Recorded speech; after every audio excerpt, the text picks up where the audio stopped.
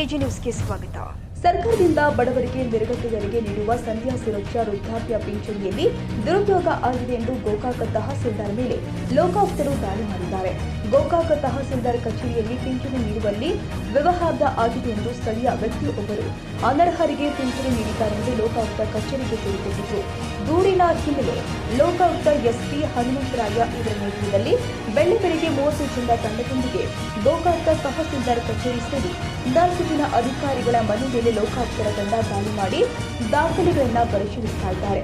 ಸುಮಾರು 30 ಜನ ಸಿಬ್ಬಂದಿಗಳ ಜೊತೆಯಲ್ಲಿ ಸೇರಿ 5 ತಂಡಗಳಾಗಿ 4 ಅಧಿಕಾರಿಗಳ ಮನೆ ಮೇಲೆ ದಾಳಿ ಮಾಡಿ ಪ್ರಕರಣಕ್ಕೆ ಸಂಬಂಧಿಸಿದ ದಾಖಲೆಗಳನ್ನು ಗೋಕಾಕ ತಹಸೀಲ್ದಾರ್ ಕಚೇರಿಯಲ್ಲಿ ತಹಸೀಲ್ದಾರ್ ಸೇರಿ ವಿವಿಧ ಶಾಖೆಯ ಅಧಿಕಾರಿಗಳ ಜೊತೆ ಕಚೇರಿಯಲ್ಲಿ ತಪಾಸಣೆ ಮಾಡ್ತಾ ಇದ್ದಾರೆ.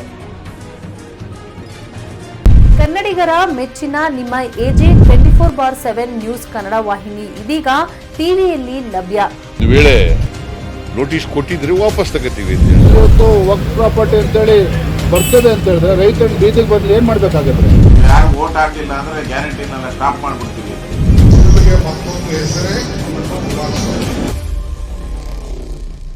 ಕರ್ನಾಟಕ ಮತ್ತು ದೇಶ ವಿದೇಶ 360 ಡಿಗ್ರಿ ಸುದ್ದಿ ಹಾಗೂ ಉತ್ತರ ಕರ್ನಾಟಕ ಬೆಳಗಾವಿ, ಬಾಗಲಕೋಟೆ, ಧಾರವಾಡ, ಹಾವೇರಿ, ಗದಗ, ಬಿಜಾಪುರ ಜಿಲ್ಲೆಯ ಕ್ಷಣ ಕ್ಷಣದ ವಿವರವನ್ನ ಪಡೆಯುವುದಕ್ಕೆ ಎಜೆ 24/7 ನ್ಯೂಸ್ ಕನ್ನಡ ವಾಹಿನಿಯನ್ನ ಲೈಕ್ ಮಾಡಿ, ವಿಡಿಯೋಗಳನ್ನ ಶೇರ್ ಮಾಡಿ, ಕಮೆಂಟ್ ಮಾಡುವ ಮೂಲಕ ನಮ್ಮ ವಾಹಿನಿಗೆ ಸಹಕಾರ ನೀಡಿ ಮತ್ತು ಚಾನೆಲ್ ಅನ್ನ ಸಬ್ಸ್ಕ್ರೈಬ್ ಮಾಡಿ.